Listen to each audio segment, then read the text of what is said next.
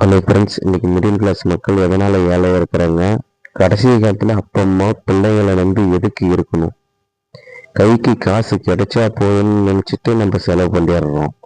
அதை நம்ம எப்படி சேவ் பண்ணுறது, ஒரு ஒரு ஒரு பணத்தை எப்படி சேவ் பண்ணுறது அப்படின்னு நம்ம நினைக்கிறதில்ல.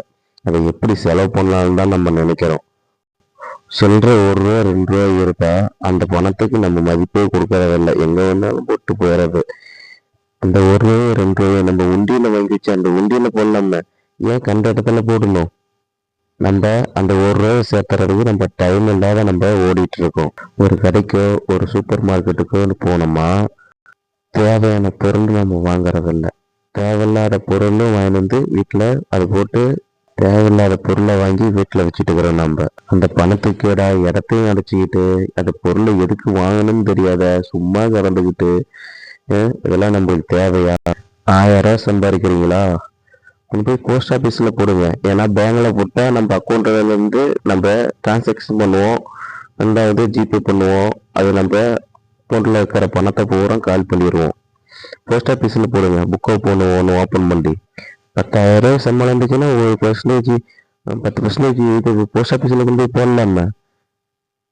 பணத்தை பூரா செலவு பண்ணிட்டு நம்ம கடைசி காலத்தில் பிள்ளைகிட்ட கையேந்த நிலைமை நம்மளுக்கு வரக்கூடாது.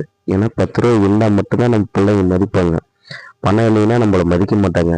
ஒன்று சொத்து இருக்கணும், இல்லை பணம் இருக்கணும். பணம் இருந்தால் மட்டும்தான் நம்மளை மதிப்பாங்க. நம்ம முடியாத காலத்துக்கு ஒரு ஹாஸ்பிட்டல் செலவு கூட பண்ண மாட்டாங்க. ஏன்னா அந்த அளவுக்கு பின் வருங்காலம் அப்படி இருக்கு.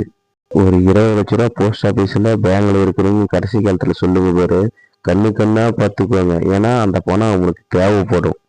அந்த பணம் அவனுக்கு தேவைப்படும் போது நம்மள அடிமைத்தனமே பார்க்க மாட்டாங்க. அதுக்கு தான் நான் இந்த பணத்தை நம்ம சேவ் பண்ணுறோன்னு சொல்கிறோம். ஏன் 10,000 பணத்தை சம்பளம்னா 10,000 பணம் சம்பளம்னா 9,000 தான் சம்பளம் நம்ம நினைக்க முடியாதா? ஒரு 1000 நம்மள சேர்க்க முடியாதா? நீ 4 மாதம் சேருங்க, ஆட்டோமேட்டிக்காக 5வது மாதம் அது பழகிடும். கவர்மெண்ட்ல 1000 பணம் கொடுக்குறாங்களா, அதை நீங்கள் சேவ் பண்ணலாமா? அந்த பணத்தையும் எடுத்து செலவு பண்ணி போடுறீங்க.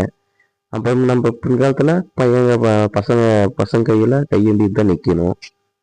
இன்னும் 10 வருஷம் போச்சுன்னா அவங்க பசங்க அவங்க குடும்பத்தை பார்க்கறதே பெருசாக இருக்கும். இதெல்லாம் போய் பணம் கேட்டோமா அவங்க நம்மளை அடிமைத்தனமே ஆக்க தான் பார்ப்பாங்க.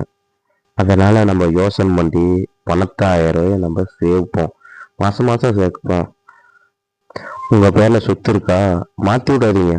பசங்க பேரில் மாற்றாதீங்க. ஏன்னா அவங்க மதிக்க மாட்டாங்க. உங்கள் பேரில் இருந்தால் அந்த சொத்தை அவனுக்கு வேணும், அதாவது மதிப்பாங்க. ஒன்று பணம் இல்லை சொத்து உங்ககிட்ட இருந்தால் உங்களுக்கு மரியாதை கிடைக்கும். Thank you friends.